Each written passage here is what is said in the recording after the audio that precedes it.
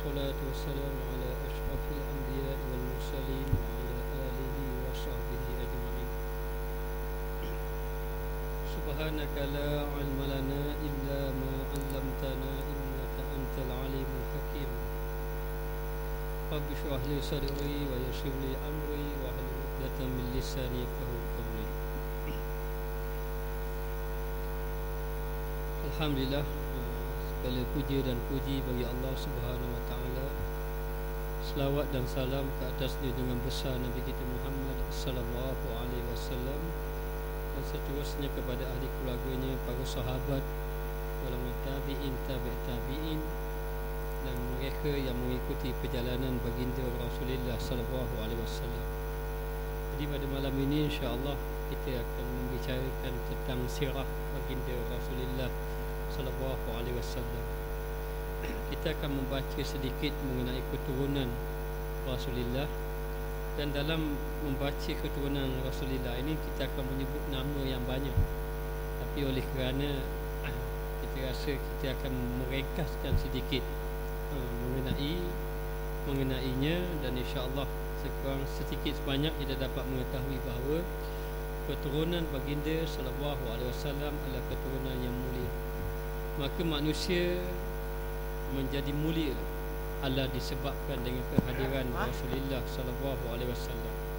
Maka ibunya bernama Aminah binti Wahab Az-Zuhriyah.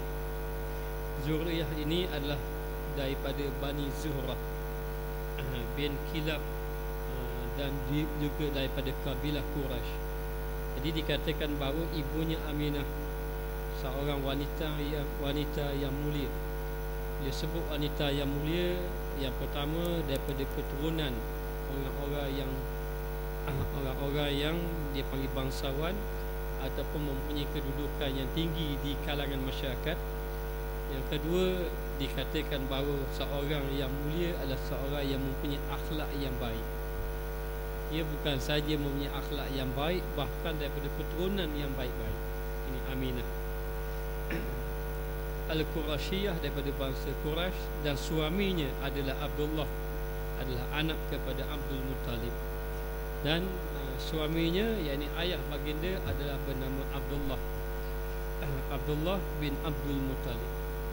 Jadi Abdullah ini sebagaimana yang kita maklum yang diceritakan minggu lepas, bahawa Abdullah ini hasil daripada anak Abdul Muttalib yang hampir-hampir disembelih.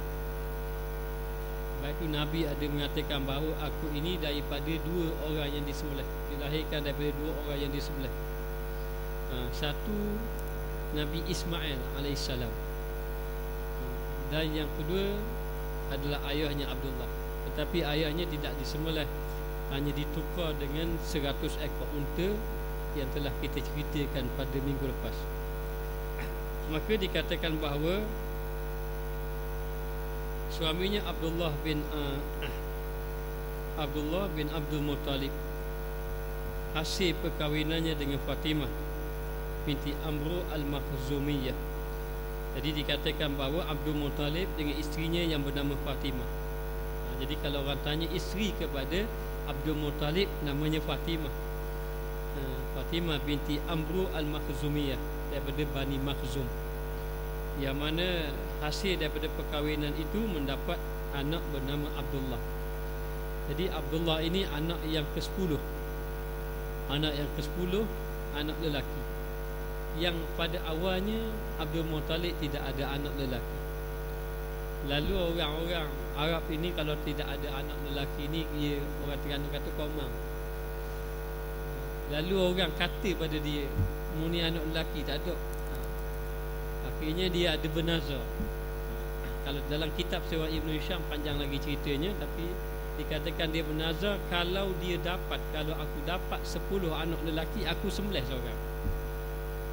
Akhirnya dapat sungguh 10. Yang ke-10 itu Abdullah. Maka setelah anak itu membesar sampai satu peringkat, dia nak tunaikan nazarnya, nak sembelih. Akhirnya ditukar dengan 100 ekor unta. 100 ekor unta. Maka sampai sekarang hukum kalau bunuh orang, diatnya adalah 100 ekor unta bayarannya. Dan Abdul Muttalib adalah seorang pemimpin yang disegani di kalangan orang-orang Quraisy. Abdul Muttalib ini pemimpin dan disegani, mereka mendapatkan pandangannya dalam menyelesaikan permasalahan-permasalahan yang timbul dan mendahulukan dalam urusan-urusan yang penting. Zaman jahiliyah dahulu, dalam waktu yang sama macam-macam. Jahiliyah tidak pandai membaca, tidak pandai menulis dan tidak kenal Tuhan, menyembah patung berhala, maka macam-macam masalah. Berbunuh-bunuhan menjadi perkara biasa, berzina, minum arak dan berjudi dan sebagainya. Maka macam-macam masalah, maka banyak orang mengadu kepada Abdul Muttalib. Dan Abdul Muttalib ni dia akan ada satu masa dia akan duduk di tempat kursi dia. Kursi dia duduk tinggi pada orang, maknanya kemudian dia akan beritahu keputusan-keputusan, masalah-masalah. Ini kelebihan. Maka dia menjadi orang yang disegani. Dan kalau ada masalah-masalah yang penting, nak berlaku pergaduhan sebagai contohnya pemusuhan, peperangan, orang akan rujuk kepada Abdul Muttalib. Maka Abdul Muttalib ini orang yang menguruskan permasalahan pada ketika itu. Dan Abdul Muttalib adalah anak kepada Hashim, hasil perkahwinannya dengan Salma binti Al-Amru An-Najjariyah Al-Khazrajiyah. Ini maknanya mak dia, mak kepada Abdul Muttalib.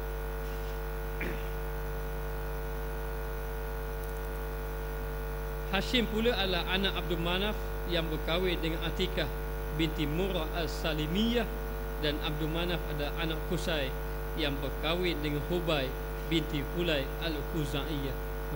Ni nama banyak, sampai dibaca kepada datuk nenek Rasulullah lagi ke atas. Maka pada zaman jahiliyah, jabatan hijabah Baitillah, hijabah Baitillah ni orang nak menguruskan Baitullah, maka diadakan satu jabatan nak menguruskan Baitullah ataupun Baitullah, yang mana pada ketika jahiliyah sudah, masa zaman jahiliyah orang sudah mengerjakan haji. Tapi macam mana kerjakan haji masa ketika itu? Nabi masa itu, sebelum Nabi lahir lagi, mereka sudah kerjakan haji. Jadi kerjakan haji macam mana? Asalnya daripada syariat Nabi Ibrahim, tetapi selepas daripada daripada kelahiran Nabi ini, mereka itu mengerjakan haji ikut cara dia. Maka adalah tawaf cara dia, tawaf cara dia, sa'i cara dia yang tidak mengikut syariat. Kemudian Mekah pula menjadi pusat perdagangan dunia, maka ramai orang-orang datang ke Mekah ketika itu. Maka bila ramai datang ke Mekah, Mekah menjadi satu tempat yang maju, yang ramai orang. Bila ramai ini jadi tempat perniagaan, akhirnya menjadi pusat perniagaan dunia, sehingga kan ramai orang datang, orang dunia Arab datang. Jadi tiap-tiap tahun musim haji datang, maka datang ketika itu mereka buatlah ibadat cara mereka dengan ada yang tawaf tidak berpakaian dan sebagainya. Maka dalam keadaan macam itu, nak urus orang ramai, dia ada jabatan-jabatan yang menguruskan Baitullah, dan ada juga jabatan dipanggil siqayah yang memberi minum kepada jemaah haji, dan ada juga jabatan dipanggil rifadah ni yang memberi makan kepada jemaah haji. Dan sampai sekarang hari ni ada, maknanya bagi minum, bagi makan dan sebagainya. Dan juga ada jabatan nadwah, yakni jabatan mesyuarat, dan ada juga jabatan liwa, yakni panglima perang. Semuanya disandang oleh Qusay. Mesyuarat tidak akan mengambil sesuatu keputusan kecuali buat di rumah dia, rumah Qusay tadi. Ketika ajal hampir tiba, dia menyerahkan semua jabatan tersebut kepada salah seorang anaknya, iaitu Abdul Dar. Semua jabatan-jabatan itu dia seorang yang pegang. Dia seorang saja pegang.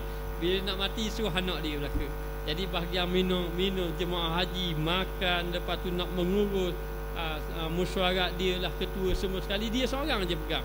Bila dia nak mati, dia beri pada salah seorang daripada anaknya yang bernama Abdul Dar. Walau bagaimanapun, Bani Abdul Manaf sepakat untuk tidak membiarkan Abdul Dar ini monopoli semua Semuanya tersebut, semua kebanggaan tersebut, tentangan tersebut hampir-hampir mencetuskan perang saudara. Bila saja satu orang saja pegang, orang jadi marah. Takkanlah mu nak bolok belaka. Kalau negara kita, pertahanan pun dia, kewangan pun dia, pendidikan pun dia seorang saja. Jadi marah orang. Jadi orang takkan nak bolok belaka. Akhir sekali hampir-hampir mencetuskan peperangan. Nak beri makan jemaah haji pun dia, beri minum pun dia, nak uruskan mesyuarat pun dia. Maknanya atas seorang saja. Akhir-akhir hampir-hampir mencetuskan perang saudara. Akhirnya dapat diselesaikan juga. Dengan kedua-dua pihak, mereka mengambil keputusan untuk menyerahkan jabatan Siqayah dan jabatan Rifadah kepada Bani Abdul Manaf, dan kedua-dua jabatan tersebut kekal berada di tangan mereka sehingga dipegang oleh Al-Abbas bin Abdul Muttalib. Selepas Al-Abbas meninggal dunia, jabatan tersebut diserahkan kepada anaknya. Ini kisah orang Arab jahiliyah. Kemudian jabatan hijabah tadi, hijabah ini mengurus Baitullah tadi diserahkan kepada Bani Abdul Dar. Dia pegang bahagian tadi, dan penyerahan tersebut diiktiraf oleh syarak, dan tugas tersebut masih dipegang oleh mereka sehingga sekarang.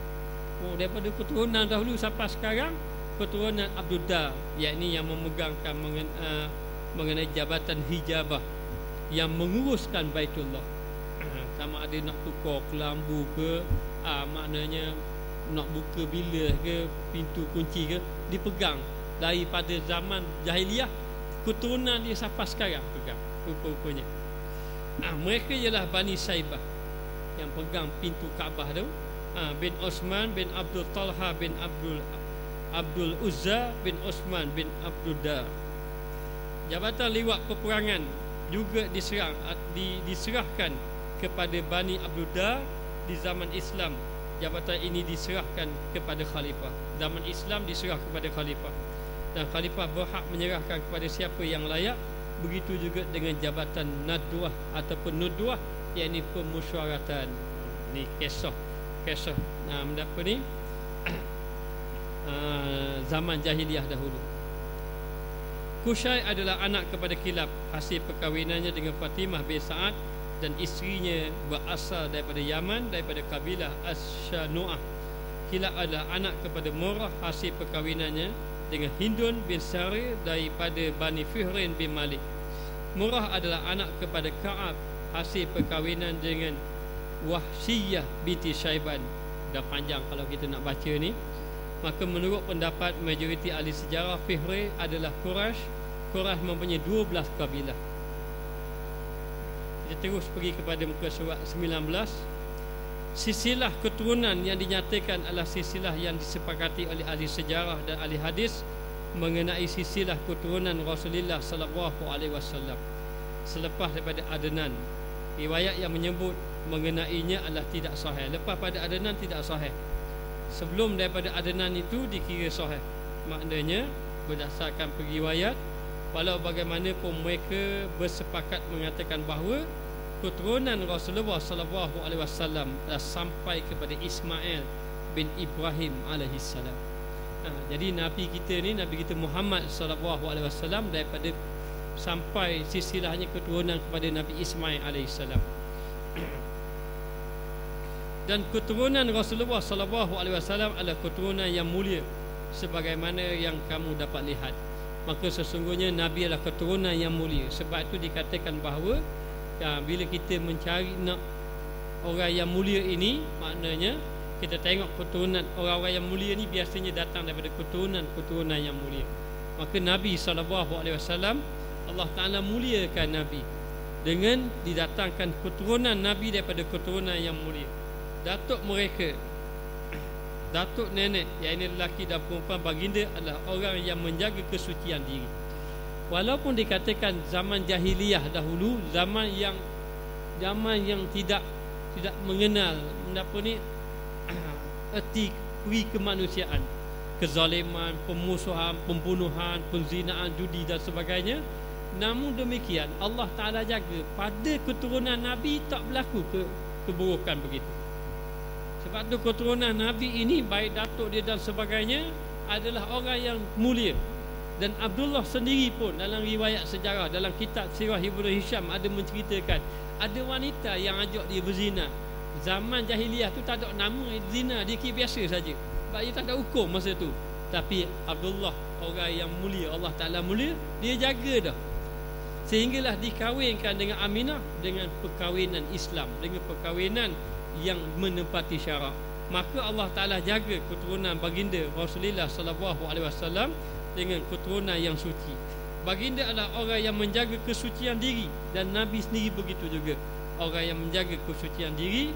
Benih keturunan baginda SAW berpindah dari tulang-tulang sulbi mereka kepada rahim-rahim yang suci, sehingga Allah memilih membawa petunjuk daripada kalangan mereka yang paling mulia keturunannya, iaitu daripada kabilah Quraisy yang mempunyai keturunan yang tinggi dan terhormat di kalangan orang-orang Arab.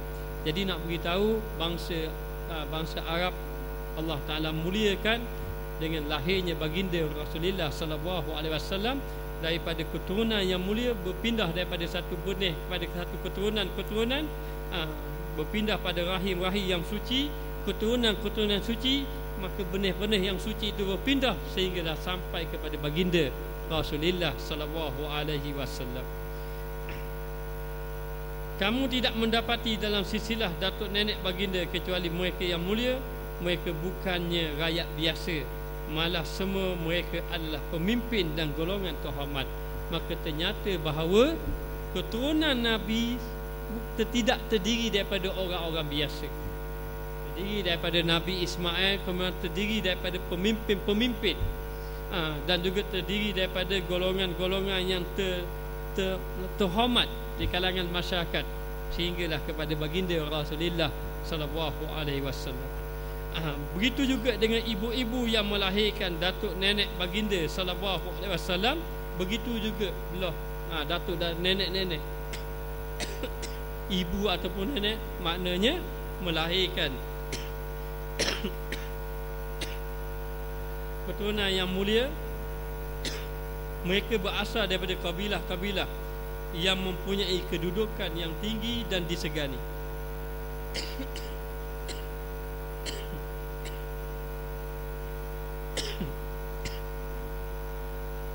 Tidak diragui lagi bahawa kemuliaan keturunan dan kesucian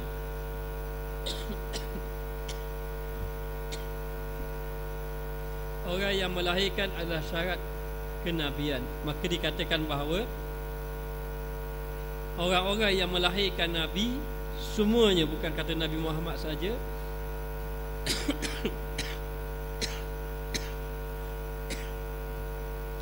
adalah terdiri daripada orang-orang yang suci, terdiri daripada orang-orang yang mulia.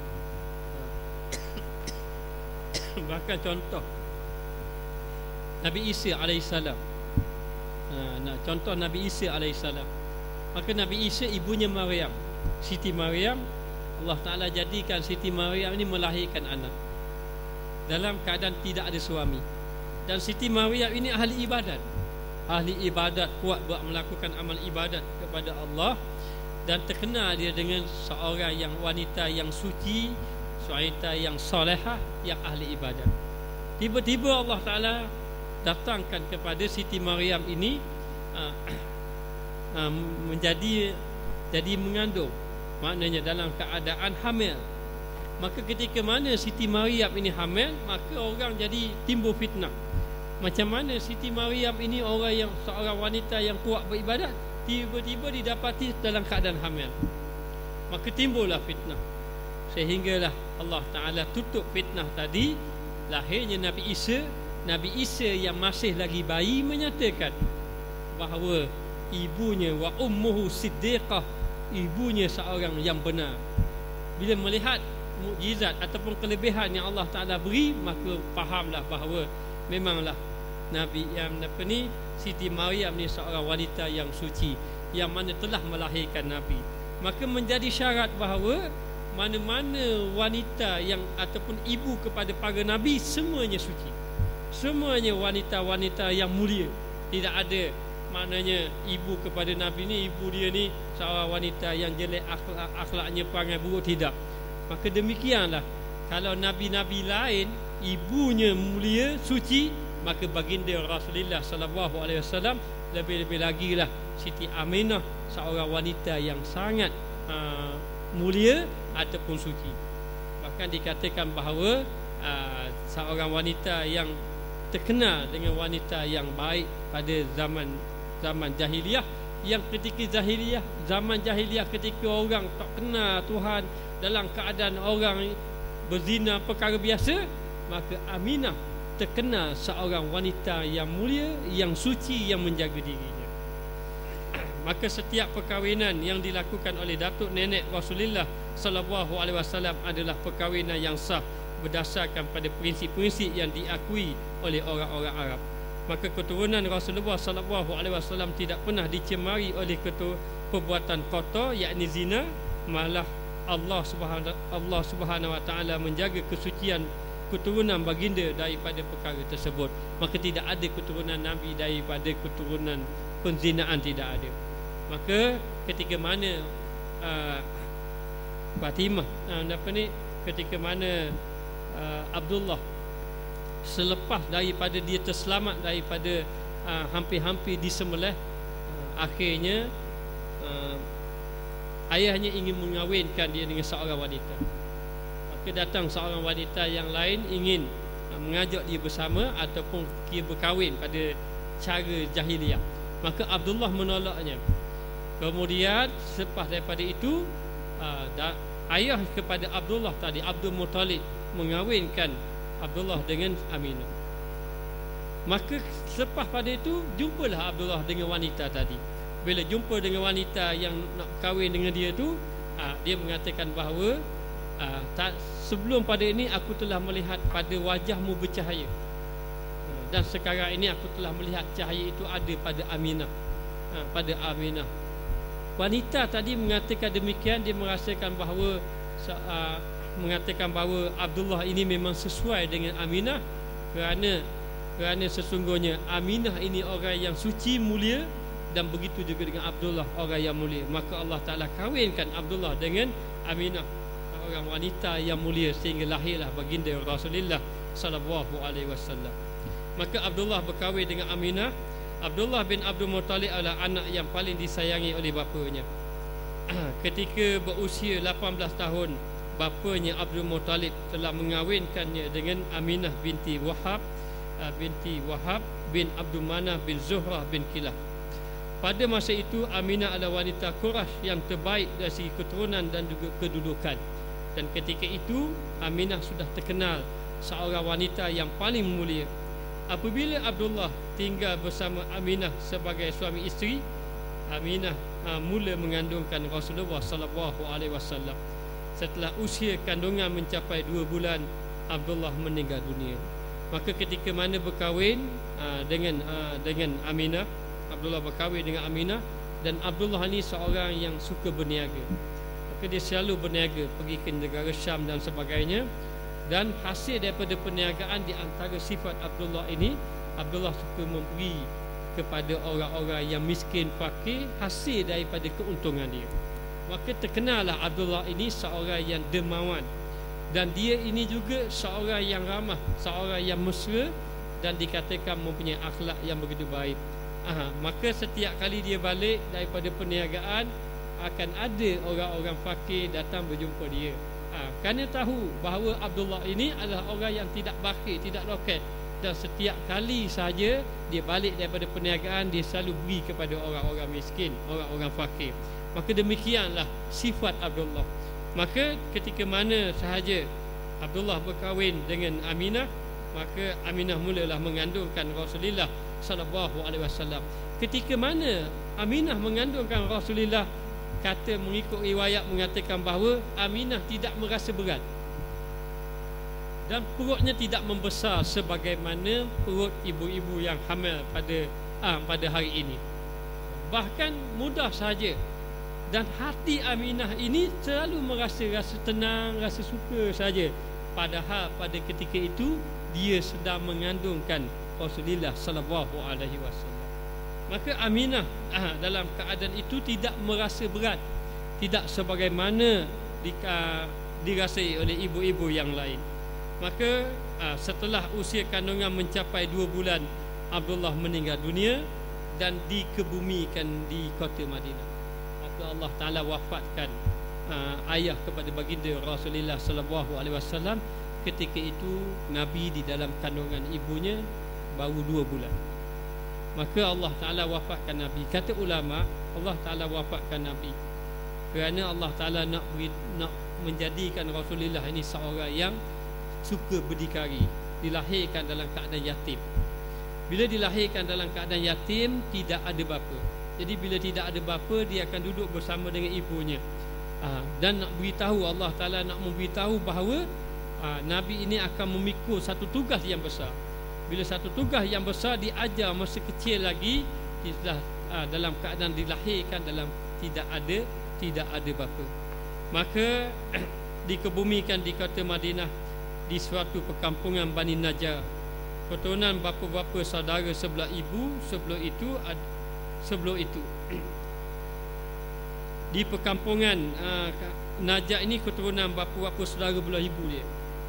Abdullah pergi ke Syam untuk berniaga. Dalam perjalanan pulang, ketika sampai di Madinah, dia menemui ajal. Maka dikatakan bahawa Abdullah pergi ke Syam berniaga. Jadi bila berniaga, bila dalam keadaan balik tadi, Abdullah sakit. Masa Abdullah sakit itu, sakit dan dikatakan bahawa menemui ajal, mati dalam perjalanan tadi. Maka Aminah menunggu berita, tiba-tiba dapat berita mengatakan bahawa Abdullah telah meninggal dunia. Setelah tempoh masa mengandung tamat, Aminah melahirkan anaknya. Maka apabila sampai masa, Aminah pun melahirkan anaknya. Ketika melahirkan anak, mengikut riwayat mengatakan bahawa Aminah ini daripada perut dia ini terlihat satu cahaya. Maka pada cahaya tadi, dia telah melihat gambaran istana, satu istana telah runtuh menara. Kemudian api yang telah disembah ratus-ratus tahun menjadi padam serta-merta. Dalam waktu yang sama juga, ketika itu rumah Aminah bercahaya ketika itu. Bercahaya. Dan dunia merasa gembira dengan kelahiran baginda Rasulullah sallallahu alaihi wasallam. Dikatakan Nabi lahir dalam keadaan sudah berkhitan. Ada ulama mengatakan bahawa Nabi lahir tidak lahir sebagaimana manusia lain. Dengan arti kata, dia tidak lahir melalui saluran yang lahir bagaimana manusia-manusia biasa. Dikatakan lahirnya Nabi dalam bentuk bercahaya, keluar melalui perut ibu baginda Rasulullah sallallahu alaihi wasallam. Kemudian terbentuknya bayi, yakni Rasulullah sallallahu alaihi wasallam dalam keadaan berkhitan. Walaupun dalam keadaan berkhitan, manusia tidak boleh melihat akan kemaluan baginda. Kalau lihat kemaluan baginda, nescaya akan menjadi buta. Allah Ta'ala muliakan Nabi seumpama begitu. Kemudian lahirnya Nabi sallallahu alaihi wasallam dalam keadaan dikatakan dalam keadaan tidak menangis sebagaimana bayi-bayi yang lain, tetapi dalam keadaan memuji baginda, memuji Allah Subhanahu wa taala. Lalu dikatakan bahawa dunia merasa gembira dengan kelahiran anak tersebut, anak yang akan menyebarkan adab dan akhlak mulia ke seluruh pelosok dunia. Maka almarhum Muhammad Bashar Al-Falaki telah mengkaji waktu kejadian peristiwa yang besar ini ia berlaku pada hari Isnin 9 Rabiul Awal bersamaan dengan 20 April 571, dan peristiwa ini berlaku pada tahun pertama tahun gajah. Jadi dikatakan bahawa lahirnya Nabi pada hari Isnin 9 Rabiul Awal. Ada kata 12 Rabiul Awal, ada yang mengatakan bahawa 9 Rabiul Awal. Maka dikatakan bahawa Nabi lahir tahun itu dipanggil tahun gajah. Kenapa tahun itu dipanggil tahun gajah? Kerana ada satu peristiwa besar. Peristiwa besar yakni adanya tentera Abraha. Tercatat dalam sirah Ibn Hisham menceritakan bahawa Abraha ini dia duduk negara Yaman. Jadi ketika mana dia telah melihat bahawa orang semua pergi ke Mekah, berniaga di Mekah, jadi Mekah menjadi satu pusat dunia yang besar, akhirnya dia merasa dengki. Lalulah dia cuba mengalihkan supaya orang tidak pergi ke Mekah, tapi pergi ke Yaman. Maka dia beritahu kepada Raja Yaman ketika itu, dia kata dia nak buat satu binaan yang cukup cantik, cukup indah. Jadi binaan yang indah tadi dia nak buat yang mana tak ada orang buat secantik macam tu. Maka Raja Yaman benarkan, kalau mu nak buat-buatlah. Lalu dia pun buat. Panggillah arkitek dia, buat-buat. Maka siaplah binaan tadi. Bila siap saja binaan tadi, maka orang mengotorkan binaan dia tadi. Dan orang tak pergi pun dekat binaan dia. Orang tetap pergi ke Kaabah, pergi ke Baitullah, pergi ke Mekah. Jadi menyebabkan Abraha menjadi marah. Maka tempat yang dia nak buat tadi, nak jadikan pusat perniagaan, sebagaimana Mekah tadi, tak berjaya. Bila tidak berjaya, orang tetap pergi ke Mekah, dia jadi nak marah. Bila dia nak marah, dia beritahu kepada Raja Yaman bahawa dia akan nak runtuhkan Kaabah. Maka bila nak runtuhkan Kaabah, dia mencari beberapa ekor gajah. Dikatakan bahawa di Yaman tak ada gajah. Dia ambil mana gajah ni? Maka gajah ini diambil di Ethiopia, di Habsyi. Ikut rakit datang gajah. Beberapa ekor gajah yang besar-besar, dan dijadikan pasukan tentera bergajah. Jadi tujuan pasukan tentera bergajah ini, tujuan dia nak meruntuhkan Kaabah. Lalulah dia pun kumpul pasukan bergajah tadi ramai-ramai, lalulah pergilah ke Mekah. Antara Yaman ke Mekah, saya tak tahulah. Kalau jalan tu ada sahabat saya, Ustaz Nur Hisham, dia kata dia pergi ke Mekah daripada Sana'a, pergi ke Mekah. Daripada dia belajar Yaman, maka daripada Yaman tu dia pergi ke Mekah, dia naik bas. Jadi naik bas tu lebih kurang berapa jam, hampir 20 jam gitulah. Maknanya perjalanan tu. Perjalanan yang jauh tadi itu dengan bas, ni ngegajah. Maka perjalanan yang jauh tu dia nak sampai ke Yaman, nak sampai ke Mekah, dia terpaksa berperang dengan beberapa peperangan. Jadi tentera Abraha sampai satu kampung, orang serang dia. Orang tanya, ni tentera bergajah ni datang ramai-ramai nak buat apa? Kami ni nak serang Kaabah. Kami cadangkan kamu jangan serang Kaabah. Kalau kamu serang Kaabah, kami serang balik kamu. Kamu berperang. Kami nak serang juga. Akhirnya berperang. Ini cerita dalam kitab Sirah Ibn Hisham. Maka berperang. Perang menang Abraha. Bila menang saja, berjalan lagi. Jumpa pula satu kampung. Satu kampung lagi tahan dia, beri nasihat, jangan runtuhkan Kaabah. Kalau kamu nak runtuhkan kami perang kamu. Dia tak kira. Berperang pula, menang. Nak lawan ke gajah, tetap gajah. Maknanya lawan dengan orang kampung. Lepas pada tu beberapa siri peperangan, saya pun lupa, lebih kurang dalam 7 peperangan lebih kurang. Berperang, akhir sekali sampailah ke Mekah. Bila sampai ke Mekah, Abdul Muttalib telah dapat berita bahawa Abraha ini telah berperang sebanyak 7 kali lebih kurang. Dan tentera-tentera yang lawan semua kalah. Akhir sekali Abdul Muttalib dapat tahu Abraha ini memang pasukan tentera yang bergajah, yang hebat, yang memang payah nak mengalahkan dia. Maka Abraha berehat. Sebelum sampai itu, dia berehat di satu tempat. Bila dia berehat, kalau tak silap di Taif rasanya, dia berehat sebelum nak pergi serang Kaabah, dan dia telah merampas 100 ekor unta. Dia rampas 100 ekor unta. Bila rampas 100 ekor unta penduduk Kaabah, maka penduduk Kaabah mengadu kepada Abdul Muttalib. Bila mengadu kepada Abdul Muttalib, maka Abdul Muttalib pergilah jumpa Abraha. Bila Abraha dapat tahu, Abdul Muttalib datang nak jumpa dia ni, dia pun sambutlah Abdul Muttalib ni. Maka dia pun bertanya, tujuan apa kamu datang ni? Dia pun beritahu, aku datang ni nak tanya ni, adakah kamu yang merampas mencuri 100 ekor unta milik penduduk Mekah? Kata iyalah. Kalau benarlah kamu, kalau betul gitu, kami minta kamu serahkan baliklah 100 ekor unta yang kamu rampas tadi. Itu saja kamu minta. Kata ya. Kamu tahu tak tujuan aku datang di sini? Tujuan aku datang ni nak meruntuhkan Kaabah. Ada lagi, bukan misi nak tu je, tapi aku datang ni nak meruntuhkan Kaabah. Tapi bila aku datang nak meruntuhkan Kaabah, sikit pun budak cakap buat Kaabah. Meminta untamu je. Unta kamu saja kamu minta.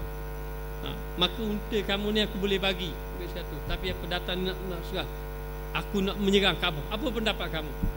Kata Abdul Muttalib, Kaabah, unta ini ada tuan dia. Tuan dia ini maknanya ada penduduk Mekah tuan pada unta tadi. Aku adalah tuan kepada unta. Oleh kerana merampas unta aku minta tu. Ada pun Kaabah, dia ada tuan dia. Tuan dia Allah Ta'ala. Maka aku serah pada Allah Ta'ala, katanya Abdul Muttalib. Maka Abrahah memberi balik 100 ekor unta yang dia rampas tadi.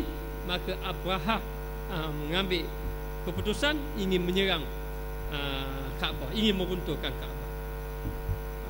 Maka ketika mana sampai masa yang ditetapkan ingin meruntuhkan Kaabah, Gajah ni tambah pergi. Tak cakap nak buat benda dah, katak buku tambah pergi. Bila dihalakan ke Kaabah, suruh bergerak, tak bergerak. Maka Abrahah hala ke arah lain, dia bergerak atas barah. Dia bergerak. Kemudian dia pusing balik, gajah tadi pusing balik menghala ke Kaabah, tak bergerak. Kemudian dihalakan balik ke arah lain, maka gajah bergerak. Bermakna gajah tadi pun asalnya memang tambah runtuhkan Kaabah.